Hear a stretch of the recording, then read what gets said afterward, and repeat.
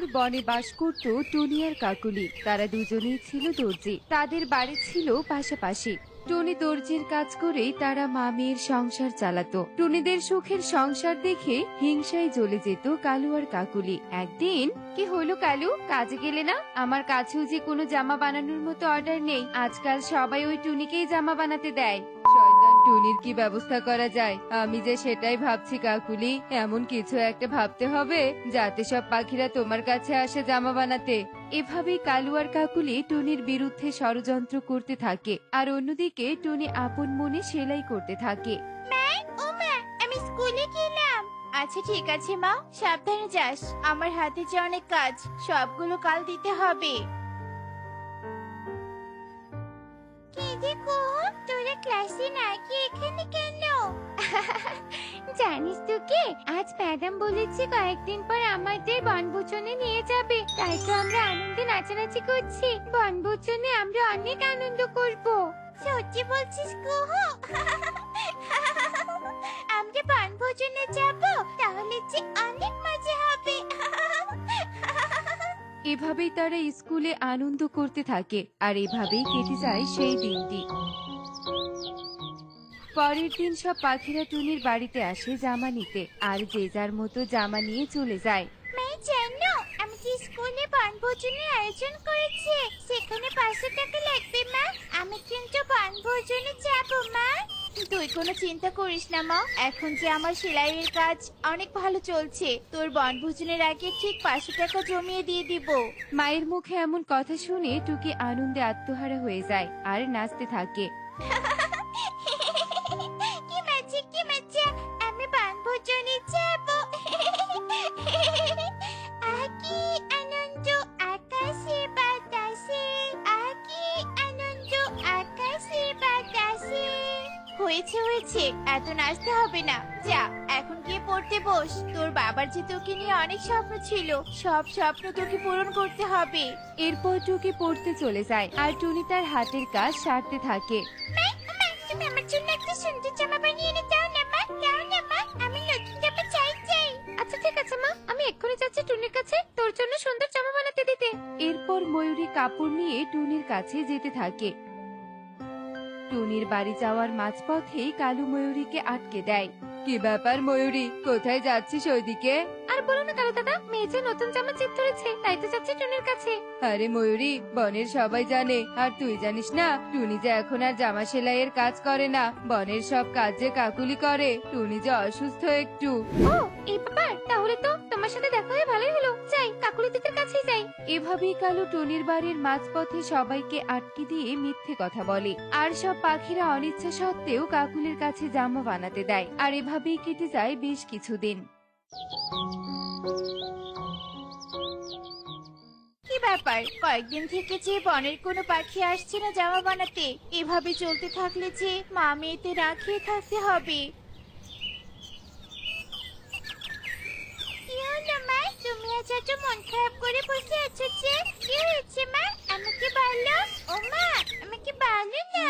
এরপর সব কথা টুনি টুকিকে খুলে বলে, আর সব শুনে টুকি বলে, তুমি কোনো চিন্তা করো না মা, দেখবি সব ঠিক হয়ে যাবে। মা জানো, বনভোজনের টাকা চেয়েছে কালকে স্যার।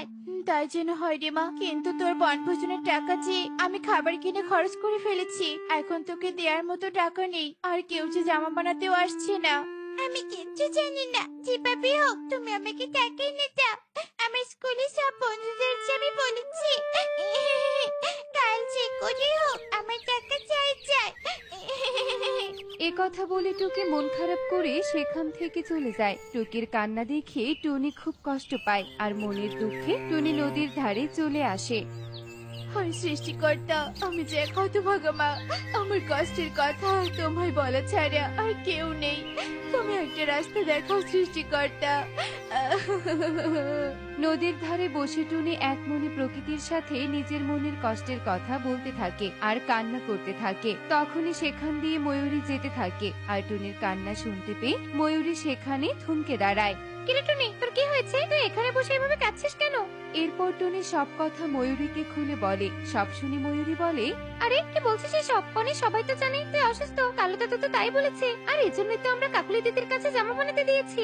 কি বলছো কি ময়ূরী দিদি? আমি তো একদম সুস্থ। আমাকে দেখে কি তোমার অসুস্থ মনে হচ্ছে? কালু দাদা যে এসব হিংসে করেছে ময়ূরী দিদি। ঠিক বলেছিস টুনি, এখন যে আমার আর গোছার বাকি নেই। শয়তান কালুকে এর জন্য উচিত শিক্ষা দিতেই হবে। কিন্তু তার আগে চল তোকে একটা ভালো কাজের ব্যবস্থা করে দেই। এরপর ময়ূরী টুনিকে নিয়ে সোজা রাজার কাছে চলে আসে। আর রাজার কাছে গিয়ে ময়ূরী বলে, রাজামশাই রাজামশাই, শুনলাম আপনার নাকি বিয়ে, আর আপনার বিয়ের জামা বানানোর জন্য একজন ভালো দর্জি খুঁজছেন।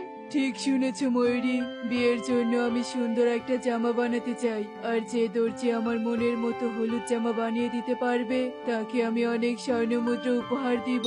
রাজামশাই, আপনি আমার উপর ভরসা রাখতে পারেন, আমি ঠিক পারবো। আচ্ছা ঠিক আছে, কিন্তু মনে রাখিস এটা আমার বিয়ের জামা। এরপর রাজা ঈগল খুশি হয়ে টুনিকে কিছু টাকা বকশিস স্বরূপ দিয়ে দেয়। আর টুনি অনেক খুশি হয়ে সেই টাকা আর কাপড় নিয়ে বাড়িতে চলে আসে। আর টুনি বাড়িতে এসে দেখতে পায় টুকি কান্না করছে। মা টুকি, কান্না করিস না, আমাদের দুঃখের দিন যে ঘুরিয়েছে। এই দেখ কত টাকা। ও মা, তুমি তো বলেছিলে তোমার কাছে কোনো টাকা নেই, তাহলে এত টাকা কোথায় পেলে মা? এরপর টুনি সব ঘটনা টুকিকে খুলে বলে। আর সব শুনে টুকি খুব খুশি হয়ে যায়। এভাবেই কেটে যায় বেশ কিছুদিন। কি ব্যাপার কাকুলি, পাখিরা দেখে আবার টুনির বাড়িতে যাচ্ছে, আমাদের বাড়িতে কেউ আসছে না। তাহলে কি সবাই সব জেনে গেল? আমিও যে কিচ্ছু বুঝতে পারছি না কালু, কিন্তু মনে হচ্ছে আমাদের কয়েকদিন বাইরে না যাওয়াই ভালো হবে। একদম ঠিক বলেছো কাকুলি, এই কয়েকদিন একটু চুপচাপ থাকাই ভালো। এভাবেই কেটে যায় বেশ কিছুদিন। পাখিরা আবার টুনির কাছে জামা বানাতে আসে। আর টুনিও তাদের খুব সুন্দর সুন্দর জামা বানিয়ে দেয়। টুনি রাজা ঈগলের জামা খুব যত্ন সহকারে বানাতে থাকে। আর টুকির স্কুলের বনভোজনের দিনও চলে আসে। রে টুকি, তুই তো বলেছিলি আসবি না, তোর নাকি টাকা নেই, তাহলে এখন এলি যে? আমার মায়ের যে অনেক টাকা, এখন বনের রাজামশাইয়ের বিয়ে আর তার জামা বানানোর দায়িত্ব পড়েছে মায়ের উপর। রাজামশাই মাকে অনেক টাকা দিয়েছে। টুকি সরল মনে সব কথা কুহুকে বলে দেয়। আর কুহু হিংসেই চলে যায়। আর সে অনুষ্ঠান শেষ হওয়ার আগেই বাড়িতে চলে আসে। কিরে কুহু, তুই এত তাড়াতাড়ি চলে এলি যে? এরপর কুহু সব কথা তার মা বাবাকে খুলে বলে। সব শুনে কাকুলি বলে, না, এটা কিছুতেই হতে পারে না। এই বনের সবচেয়ে ভালো দর্জি পাখি হলাম আমি। রাজার জামা বানানোর অধিকার শুধু আমার রয়েছে। কালু, তুমি এমন কিছু করো যাতে টুনি রাজার থেকে পুরস্কারের বদলে অপমানের শাস্তি পায়। তুমি একদম নিশ্চিন্তে থাকো কাকুলি, যা করার আমি করব। এরপর কালু মনে মনে শয়তানি বুদ্ধি আঁটতে থাকে। আর এভাবেই সেই দিনটি কেটে যায়। আর রাত নেমে আসে। কালু রাতের অন্ধকারের সুযোগ নিয়ে টুনির বাড়িতে রাজার হলুদ জামা চুরি করতে যায়। আর চুরি করার সময় টুনি কালুকে হাতে নাতে ধরে ফেলে। কি ব্যাপার কালু দাদা, এত রাতে তুমি আমার বাড়িতে কি করো? আর তোমার হাতে রাজামশাইয়ের হলুদ জামা কেন? কালু টুনির কাছে ধরা পড়ে আমতা আমতা করতে থাকে। আর বলে, না মানে টুনি, আমি তো দেখতে এসেছিলাম তুই রাজামশাইয়ের হলুদ জামা কিভাবে বানিয়েছিস। একদম মিথ্যে কথা বলো না কালু দাদা, তুমি এই হলুদ জামা চুরি করতে এসেছিলে। তুমি কি ভেবেছো বনের পাখিরা আমাকে কিছুই বলেনি? আমি সব জানি কালু দাদা। এরপর টুনির রাত শেষ হওয়ার অপেক্ষা করে। আর সকাল হতেই টুনি রাজার কাছে গিয়ে সব ঘটনা খুলে বলে। সব শুনে রাজা মশাই অনেক রেগে যায়। সেনাপতি, ওই কালু আর কাকুলিকে ধরে এনে কালো কুঠিরিতে বন্দি করো। এটাই হবে ওদের মিথ্যে বলা আর অন্যায়ের শাস্তি। এরপর পেয়াদা গিয়ে কালু আর কাকুলিকে নিয়ে আসে। আর কালু কাকুলি নিজেদের ভুল বুঝতে পেরে রাজার কাছে ক্ষমা চায়। রাজা তাদের ক্ষমা না করে কালো কুঠুরিতে বন্দি করার আদেশ দেয়। অন্যদিকে রাজা টুনিকে অনেক উপহার আর স্বর্ণমুদ্রা দেয়। আর টুনি খুশি মনে সেখান থেকে চলে আসে।